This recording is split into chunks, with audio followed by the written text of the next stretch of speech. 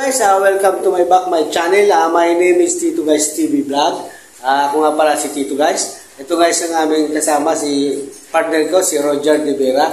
Ayan ang ginamit namin guys, yung ating Anko box at plastic molding outlet. Yung ating mga electrical, yung mga materials guys, ipapakita natin yung mga materials natin o yung mga Johnson box 3.5. Tapos plastic molding at yung barina guys, ipapakita natin sa inyo. Nandito kami, magliliot tayo ng outlet, pati guys yung mga switch, maglalagay na tayo ng mga wire doon sa loob ng plastic molding. Tapos Anko box, kaya lang si iba guys, wala pa guys na outlet, hindi pa tayo nakabili. Maya guys, ipapakita namin sa inyo yung mga materials namin. Tapos ipapakita namin yung natapos namin sa mga layout ng electrical dito sa ating switch at sa Anko box tapos sa plastic molding. Guys, tara guys. Dito naman tayo ulit dito sa ating construction worker, electrical tutorial. Ang ating trabaho nito ay electrician. At yung guys ang amin ginawa, naka-assemble na kami, nakasalpak na tayo ng ito guys ang amin 3-gang switch. Ito ang 3-gang switch namin. Tapos ito sa ilalim ay Anko box. Ito naman guys ang ating plastic molding, number 1 ang pakalaki. Ito naman guys galing to guys sa papuntang breaker ay ang ating 3.5. Naka-prepare na tayo, nakasalpak na guys yung ating mga para sa mga ilaw. Dito naman tayo sa kabila guys, sa ating ginawa namin guys ng lightings, yung outlet.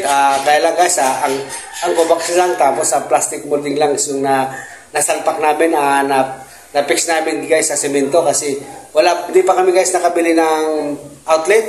Baka bukas guys, bibili kami. Ngayon, ipapakita namin lang yung mga ginawa namin ngayon sa araw na ito, yung Anko box at plastic molding. Wala pang outlet. Ito lang nabili namin ngayon.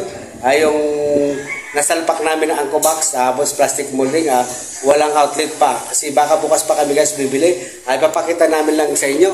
Itong amin layout namin para sa electrical. Ayan ang amin 3.5. Doon tayo pupunta sa dulo. Yung ating ginawa namin guys, yung pinaka outlet. Ayan ang outlet namin guys. Ayan. Ito guys ang ating plastic molding. Uno, ang pakalaki. Doon kami guys kumuha sa taas. Doon sa steel deck. Yung binuhusan nag-abang tayo dyan ng PVC orange. Nakabang tayo. Ang gusto na mangyari guys, ito gusto niya ayaw niya nakalubog. Itong gusto niya lang plastic molding daw ang pinaka gusto nila kasi pag may trouble makikita nila guys kung may sunog. Ito guys ang amin outlet. Ito naman ang amin outlet guys. Ayan, si Roger guys ang nag-assemble nito. Siya ang gumawa nito. Ito ang ating guys, ang ating plastic molding. Ito ang plastic molding natin. Anko box. Anko box guys, number 1 ang ating pakalaki ng plastic molding. Ito naman ang guys sa atin ang sa loob guys, ang ating 3.5 outlet. Ang pakalaki ang ating THN wire. Si Roger guys ang gumawa. Siya nag-assemble nito. Si Roger De Vera ang gumawa. Pati yung switch guys, itong pinakita ko sa inyo. Doon tayo sa dulo guys, dyan si Roger De Vera. Yung outlet natin guys, nandun. Guys, titingnan natin ang ating outlet.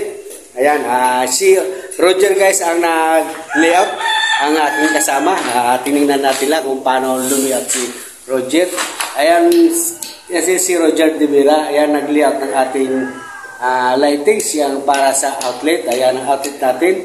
Ayan, ito guys ang ating Anko box, tapos plastic molding.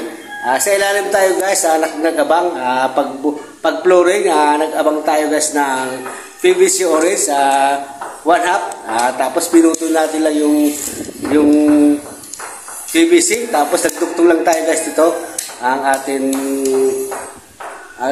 plastic molding. Ito ng Angko Box. Gusto guys na mangyari guys. Gusto na mangyari guys, ayaw ang lubog. Gusto daw yung nakikita niya kasi baka pag nag-trouble, pag masunog guys, makikita niya kung iitim yung plastic molding. Kaya yung gusto na may-ari na ayaw nilang lubog. Litaw lang ang ating lightings, yung ating mga electrical. Ang pati breaker natin, litaw lang. Hindi nakadikit sa ating semento. Ayan ating receptacle. Ayan guys, ang ating receptacle. Yan, ayan ang receptacle natin. Naka-fix na tayo. At nalagyan natin na guys ng receptacle. Naka-space na tayo dyan. Pati guys yung dito. Ayan. Ayan, receptacle. Naka-space tayo na dyan ng ating ilaw, ating receptacle. Guys, ito naman sa dulo, ang ating CR, hindi pa masyado maganda. Hindi pa tayo guys naglagay ng ating switch dito kasi hindi natin alam kung saan ang buka ng ating pinto. Kaya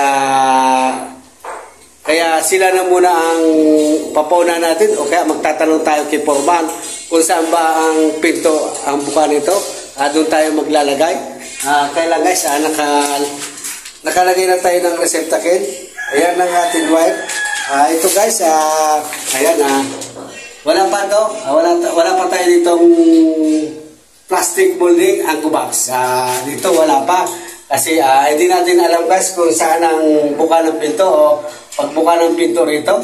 Kung dito sa kabila, kung hindi dito. Kaya magtatanong tayo kay Foreman de los Santos. Si JR de los Santos, taga San Roque. Tatanong natin kung saan banda ba ang pinto, buka ng pinto para doon kami maglalagay ng para sa ilaw, para sa switch kang CR dito sa loob ng CR, sa electrical. Guys, thank you very much. Welcome my channel. Ipapakita namin guys yung aming mga materyales sa inyo. Guys,